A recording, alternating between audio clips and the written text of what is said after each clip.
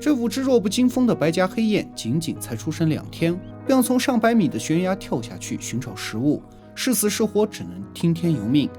母亲见孩子们犹犹豫豫，便挥舞着翅膀落在山脚的峭壁上，以示意他们往下跳。出于尾随母亲的本能，一只小雁鼓起勇气朝空中纵身一跃。无助的它拍打着稚嫩的翅膀，一路被风流裹挟着摇荡的命运，几次跌跌砸砸才坠落在乱石之中。而白颊黑雁之所以将家住在险峻高耸的山巅之上，完全是为了躲避地面的食肉动物。但这种极端的生存环境，也迫使着每只小雁才一出生就要面临着鸟生中最大的挑战。接下来，后面的几只小雁依次从悬崖上跳了下来，运气好的离石壁比较远的，兴许能侥幸生还；运气差的连个全尸都没有。这时，悬崖上还留着最后一只小雁，你可能认为它胆小，但从它近乎完美的跳跃和平稳的匀速下降，可以看出来它的成熟和精明。先前通过观察兄弟姐妹的跳跃，他早在暗中汲取了经验。而父母穿插在悬崖峭壁之间，尽了最大的努力去接住孩子。为了防止食肉动物的袭击，他们不能过多的逗留，也没有时间去搜救，只能带着幸存的2个孩子匆匆离开。即将起行时，一只伤痕累累的小雁从碎石中挣扎着露出头来，在母亲的呼唤下，它奇迹般的站起身来，一瘸一拐地跟了上去。这一刻，他身上散发着一种光芒，叫生命的力量。而莎士比亚的那个世纪之吻，我想已经有了答案。狐獴是一种社会性很强的动物，常常都是几十只群居在一起，有的专门负责放哨，有的专门负责带娃，大家各司其职，分工明确。这只刚出生2个月的幼崽，今天将开始学习怎么捕食。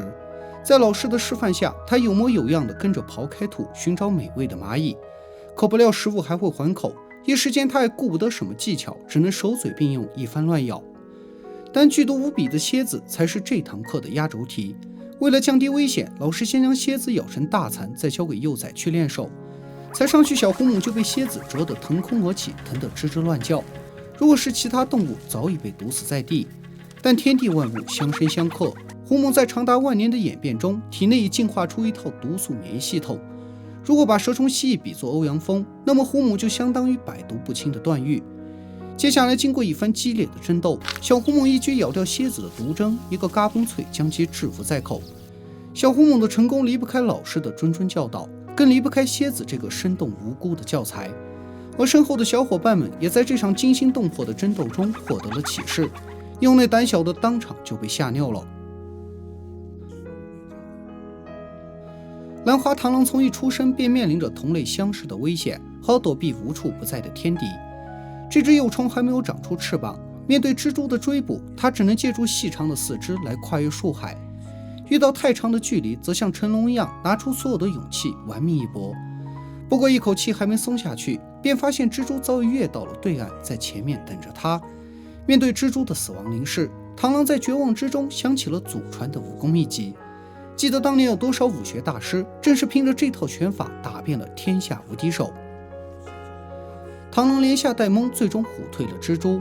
如果顺利的话，它将在2个月内长得和这只兰花螳螂一样清秀美丽。可惜现实不是演电影，也没有主角光环。在断蓝园丁鸟的世界中，男方至少要有一套房，否则连媳妇都娶不到。这只年仅5岁的少年，经过几天的辛苦，终于搭建出一所简陋的茅庐。为了进一步优化改进，他悄悄跑到隔壁偷师学习。邻居是一只经验丰富的成年雄鸟，它的屋子不仅又大又精致，还用了塑料瓶盖和华丽的羽毛来装修。梦幻的赛博朋克风格使得它的屋子会更加吸引异性。相比而言，少年的屋子只能用寒舍来形容。少年羡慕之余，成年雄鸟叼着一支笔盖款款走来向他示爱。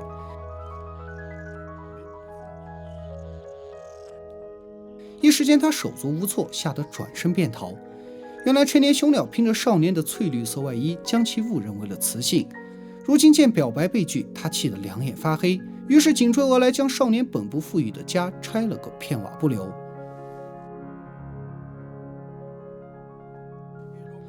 除了乔碧罗殿下外，拟态章鱼堪称自然界最顶级的易容高手。它可以随意改变身体的颜色，完全融入到周围的地形环境中。它甚至可以改变自己的形状，幻化成比目鱼或狮子鱼，以躲避敌人的追捕。纹理章鱼虽然没有那么高明的易容术，但依然有自己独特的生存方法。当面对比目鱼的追杀时，它顺势捡起2个椰子壳，做成了一套球形盔甲。这首次发现无脊椎动物竟然会使用工具，其意不下于原始人第一次用石头来割肉。在南非的热带雨林中，生活着一种特殊的动物，叫盘尾蜂鸟。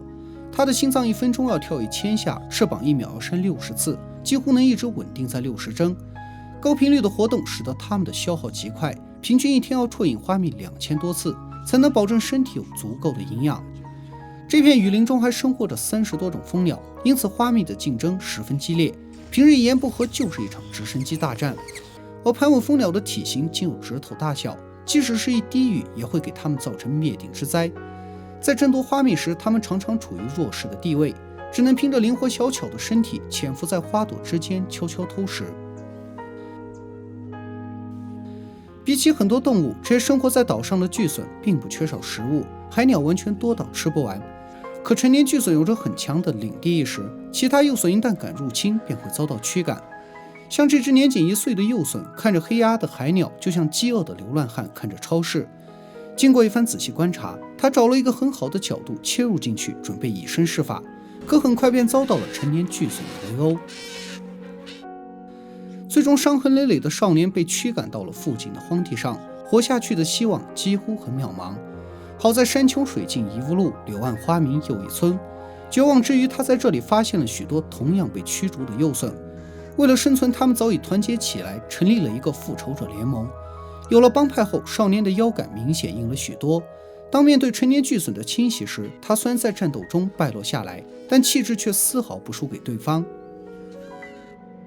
之后，幼隼们揭竿而起，凭借数量优势掌握了制空权，并从成年巨隼的领地里抢夺到了食物。但不是每次都能成功，这种饥一顿饱一顿的生活，幼隼们好过上4年。成年后，他们将离开帮派，再也不回来。这对猎豹姐妹从1岁多便开始了独立生活，稚嫩的她们连只鸟都抓不住，肚子饿的只能去啃树皮。饥饿之余，2只羚羊外卖送到了家门口。这黑斑羚正处于繁殖期，往往会为了争夺一个配偶大打出手，这也给了猎豹一个趁虚而入的机会。傍晚时分，获胜的公羚羊迈着优雅的步伐走在苍茫的暮色下。尽管它年轻力壮，体重超过了猎豹姐妹的总和，但经过几周的争夺，已是精疲力尽。而猎豹是有名的短跑健将，100公里加速只要2.7秒，比兰博基尼还要快。可它们却维持不了长距离的奔跑，所以猎豹姐妹经过了一段时间的跟踪，在距离较近时才发起最后的冲刺。起初猎豹一大步没踩稳，使黑斑羚成功逃脱。好在另外一只迅速从左前侧包抄过来，最终猎豹姐妹几经周旋，合力将羚羊制服在地。紧接着一个锁喉腕头杀终结了他的生命。此时猎豹的眼神是那样的笃定不移，这次围捕的成功将标志着他们从此进入成年世界。这些即将成年的黑脚信天翁正在学习起飞，一旦成功，他们将离开这座小岛，一直生活在大海上，直到3年后才会飞回来配对繁殖。由于幼鸟的翼展已经长达2米以上，所以每次都要像民航客机一样助跑，并借着逆风才能上升起飞。如果一旦失败，它们将坠落在水中，成为捕杀的中午饭。每年这个时候，不知有多少信天翁葬身虎口，而这只幼鸟凭着风骚的走位，踏着鱼背起死回生。但虎鲨依然穷追不舍，在这千钧一发之际，它奇迹般地使出一个凌波微步，潇洒地踏浪而去。从这一刻起，他不再是那个迷茫无助的少年，他学会了怎么去面对残酷的自然世界。他的未来是遥远的星辰大海。